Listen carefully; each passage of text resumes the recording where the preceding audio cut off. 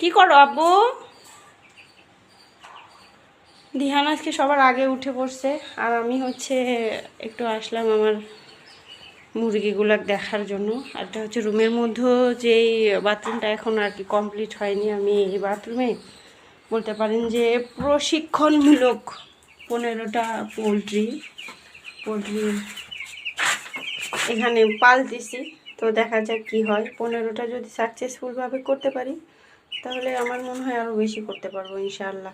আর এদের বয়স এখন চলতেছে হচ্ছে কয়দিন, 9 দিন।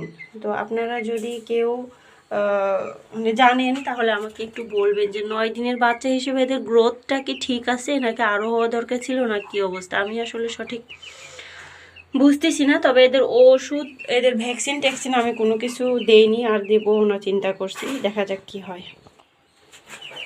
খাবারটা আগে একটু দিয়ে দেবো।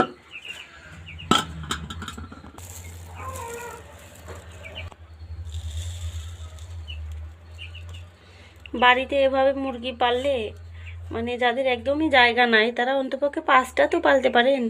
5টা পাললে কি হবে, খাওয়ার জন্য কিন্তু মুরগিগুলো হয়ে যায়। এই যে বিষাক্ত কী ভ্যাকসিন দেয়, ইঞ্জেকশন দেয়, ওগুলো না দিলাম, ওগুলো না দিয়ে শুধু খাবারটা দিলাম। দেখা যাক কি হয়। দিয়ে দিলাম। এই সবাই খাও, একদিকে চলে যাচ্ছে সবাই। এই দুষ্টু ছেলে আর দুষ্টুমি করে না। মাশাল্লাহ মাশাল্লাহ আলহামদুলিল্লাহ। আমার পাখিটা আজ কয়টা দিন ধরে অসুস্থ, ওর প্রায় 3-4 দিন মতো পাতলা পায়খানা ছিল। তো আজকে একটু আল্লাহর রহমতে একটু সুস্থ আছে। আব্বু এত তাড়াতাড়ি উঠছো কেন তুমি, দুষ্টু থাকার? তো আমি হচ্ছে বাজার থেকে কিছু কচু কিনে নিয়ে আসছিলাম। কচু দিয়ে আজকে মাছ রান্না করবো, বাটা মাছই রান্না করি। মাছটা অনেক দিন ধরে আছে। অবশ্য বাটা মাছ আমার খুবই ভালো লাগে খাইতে। কচু দিয়ে অবশ্য বড় মাছ বেশি ভালো লাগে, তারপরেও এটাও ভালো লাগবে।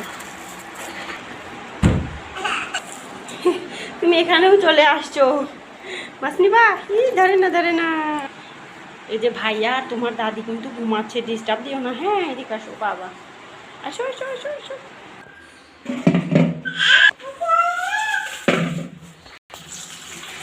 মাছটা ভিজাই দিলাম। আর অতীব কষ্টের নিউজ হচ্ছে আমার এক পানির কলটা নষ্ট। এত আস্তে পানি আসতেছে, জানি না কি হয়েছে। দুহার আব্বু আসলে ঠিক করে করার জন্যই করতে হবে। কান্নাকাটি করো না আব্বু, আমি এই যে এক্ষুনি আসতেছি, 1 মিনিটের মধ্যে চলে আসবো।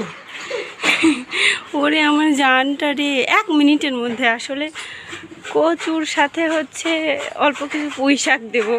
পুঁই শাক না দিলে আবার কেমন লাগে। খুব দ্রুত কয়টা পুঁই শাক উঠাই নিয়ে চলে যাব।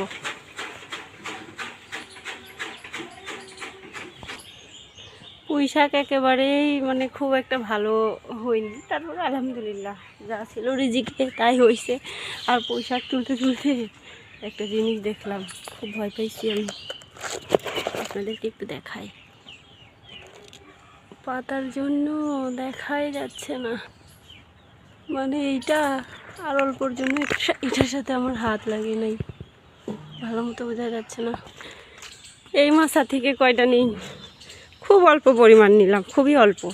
কচুর সাথে দিলে একটু ভালো লাগবে। আমি জানি না কার কার কচু খাইতে ভালো লাগে, আমার খুবই ভালো লাগে। আর তার সাথে পুঁই শাক হইলে তো কোনো কথাই নাই। কিন্তু আমার মাছায় পুঁই শাক ভরে, মানে মাছাটা পুঁই শাক দিয়ে ভরলই না।